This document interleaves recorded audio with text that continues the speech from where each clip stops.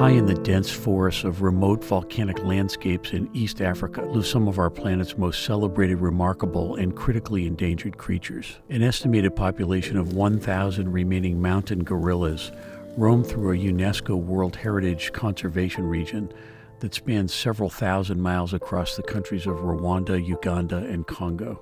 These great apes are Earth's largest primates and the closest relatives to humans, with a very high level of genetic similarity. I traveled to the region in 2018 to satisfy an enduring desire to observe these amazing and imperiled animals in the wild. While public perception of gorillas as monsters has been fostered by films like King Kong, my curiosity was driven by a growing body of research conducted by scientists including George Schaller, Diane Fossey, and others. In his seminal book, Year of the Gorilla, George Schaller wrote that the first non-native sighting of gorillas apparently occurred just 150 years ago, when Franco-American explorer Paul de Chaillu searched for alleged man-like monsters and observed several lowland gorillas in the wild. Years later, early in the 20th century, mountain gorilla observations were documented by Explorers Club president Karl Ackley and German army officer Friedrich von Behring. This resulted in the scientific designation of these creatures as a newly identified subspecies. Du Chaillu and others that followed him killed gorillas and sent specimens to Western museums and to societies funding their expeditions. Suddenly, creatures that had previously been obscure to most of the world now captured broad public attention, and this created a significant museum and zoo market for gorillas. Recognizing the need for protection, Albert National Park, now known as Virunga National Park, was established as a reserve in 1925. Yet poaching and human intrusion, including civil wars, continued to decimate gorilla populations to a low point of just several hundred animals. In 1967, American zoologist Diane Fossey began to spearhead conservation efforts from a research station now known as Karasoke. Fossey was murdered in 1985, and her remarkable story was told in the film Gorillas in the Mist. We were well aware of challenges facing mountain gorillas upon arrival at park headquarters, and we were excited to get underway as we clambered through farms and small villages before ascending through the lush landscapes of the Virunga Volcanoes. Our guides briefed us on the park, which includes 8 major volcanoes that reach heights of over 10,000 feet. While most are dormant, there have been some significant eruptions in the past century, as recently as 2010, due to shifting tectonic plates in the Rift Valley. For several hours, we hiked steadily upward through tropical forests and dense brush, sometimes cutting a path with machetes. At an altitude of more than 6,000 feet, and after repeated warnings that there's no guarantee of seeing these creatures, I was becoming apprehensive about our prospects. But then the mood of our guides changed markedly, and we were told that a gorilla family was likely nearby. Our lead guide, Francois, began vocalizing, intended to send a friendly message to nearby gorillas. We strained for a glimpse of gorillas in the dense vegetation around us, perhaps a moving branch or a fleeting shadow. As we impatiently scanned the landscape, I became aware of a crackling sound in dense vegetation only yards away from me. And then the massive head of a silverback gorilla emerged. This group is the Agasha group. Even after trying to imagine this moment many times, I was not prepared for the reality of seeing such a magnificent animal in the wild. The features of his expressive face created a sense of kinship, and I found myself wanting to connect, to communicate, somehow to establish rapport. Yet I was wary of holding eye contact, knowing that some animals can react badly to staring, taking that as a challenge. Soon we found ourselves in the midst of a large family of gorillas known as the Agasha group, including a mother reclining lazily, alert yet utterly relaxed, and cuddling 2 mischievous youngsters. We were captivated by their majestic, polished faces, large teeth, and shaggy blue-black fur. The silverback, named Santo, projected a sense of quiet dignity, power, and responsibility, a master of his domain, as he munched on wild celery and other foods.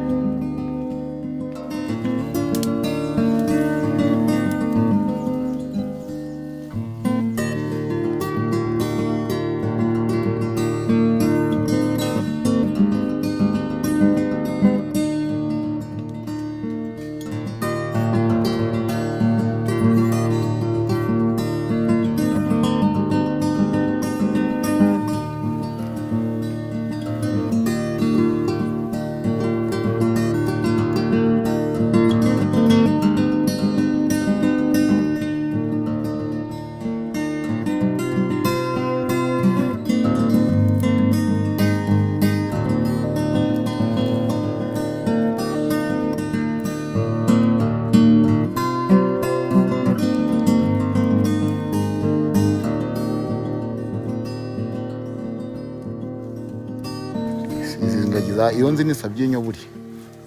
This one is the name is Sano. Sano is the number 1 silver. Is the number 2. Number 1 is the name of the group. Agasha. Ahubwo ziho ko zifashe mu mutwe.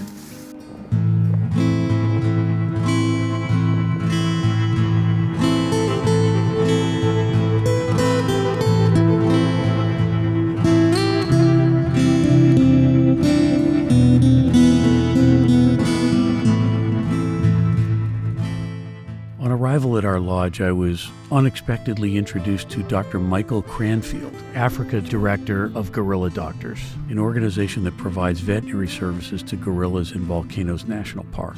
Yeah, people often ask me how we treat wild gorillas. They are habituated, which means that they're not aggressive towards people and they're not afraid of people. And every animal is identified by its nose print to an individual name. And so the trackers and guides see every habituated individual daily.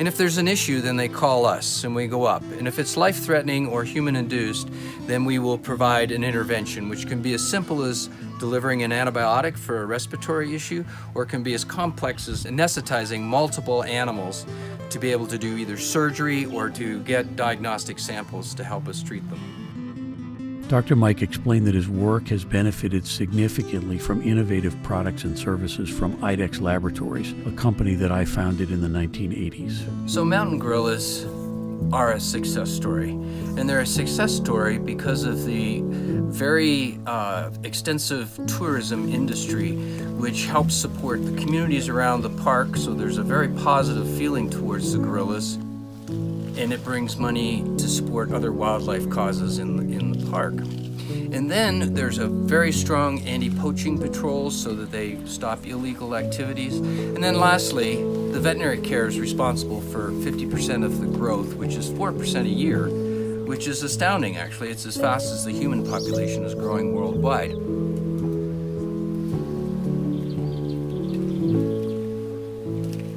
Nagash is a favorite because it's got roughly about 18 individuals in it, and there's always lots of babies and lots of activities. And I think one of the most charming things about the gorillas is watching the mothers and the babies interact. There's just such a tremendous tenderness there.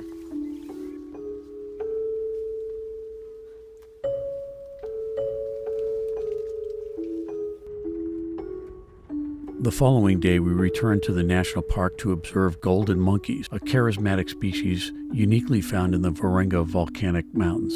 Our guide, Bernice, explained that we would spend our time with the Kabatwa monkey group, consisting of more than 100 individuals.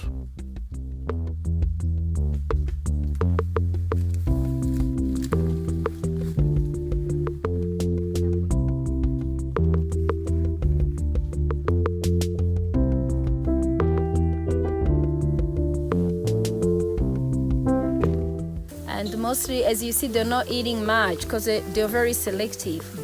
And favorite food of them is bamboo. But anyway, they feed on about 100 species of plants. And in bamboo, if it's a bamboo shoot season, that's when you see them mostly on the ground because they're trying to get shoots. And if it's not, then they try to pick the fresh leaves on the top of the bamboo. So that's why you see them now on top of bamboo. And also they try to mix with other plants. And once they feed on bamboo shoots, because it's rich in hydrocarbonate, in sugar, they become hyperactive. They act weirdly. Same as the gorillas. So sometimes we say, okay, gorillas have been drunk, they got alcohol, but it's actually not alcohol, it's just sugar.